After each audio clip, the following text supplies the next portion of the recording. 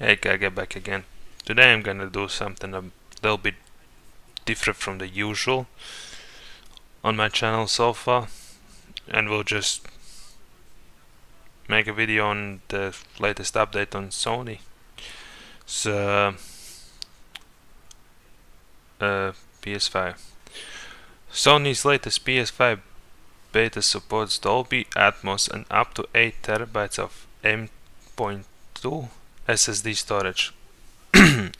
Sony has started testing a new PlayStation 5 software beta that includes Dolby Atmos support up to 8 terabytes of SSD, storage support, and a variety UI improvements. The beta is rolling out in select countries today, and Sony typically makes beta features available to all PS5 consoles within a few months.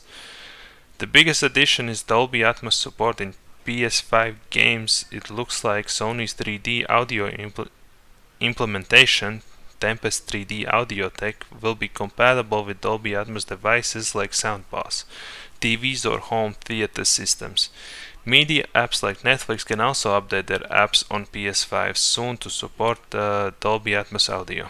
Tempest 3D Audio Tech specifically renders to the Dolby Atmos audio devices in use, including overhead channels, allowing for even greater levels of immersion in the audioscapes of PS5 games, explains Sony in a PlayStation blog.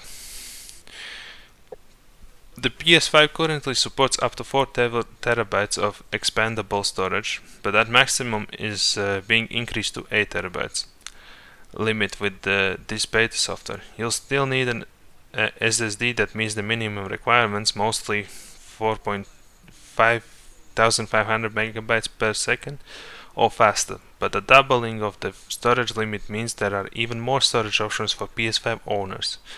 Sony is also adding a bunch of UI improvements and some quality of life changes with this latest PS5 software update. You can now mute the PS5 beep sound that chirps when you turn the console on or off, or when it goes into rest mode. Sony is also offering up the option to simply change the beep volume too. Now that is a nice addition that you can change the beep volume, because some people do not mind it. I personally do not mind it, but if per se I was sharing a room with somebody else and I wanted to play it in late evening and they were asleep, that beep sound currently would be loud enough for them to wake up. So this is good addition. You'll also get a new option to enable haptic feedback from a DualSense controller while navigating around the PS5 user interface. Sound effects like moving focus from one section to another will trigger haptics with this option enabled. Alongside haptic feedback for when you reach the end of a scrollable section, this controllable haptic feedback is available alongside a new accessibility feature that lets you assign a second controller to one account to use it as an assist controller. This is great for helping children or friends complete a difficult part of a game or navigating around the PS5 UI.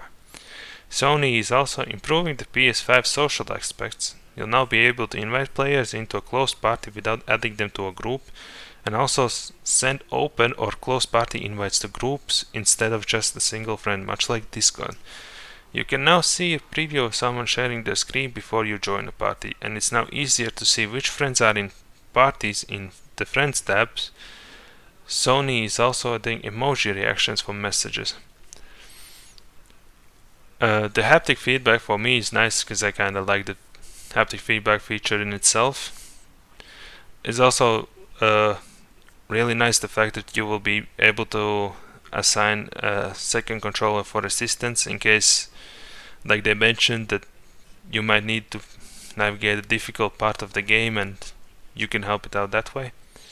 Or with this you might be able to nudge them in the right direction, kind of like guiding.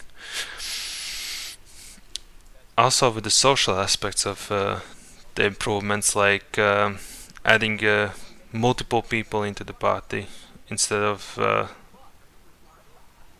single-handedly, but like groups. It's really nice. And the preview of someone sharing the screen, that I feel like mostly won't matter to people, but it's nice as an option. But I wish they didn't abandon the PS4's themes on it. Like, they should have continued with on the PS5, putting on something like the Ghost of Tsushima theme would be nice and stuff, but oh well. I highly doubt we're getting that type of thing nowadays. But yeah, this was the first of some sort of an informational video like this. I'll see you guys next time.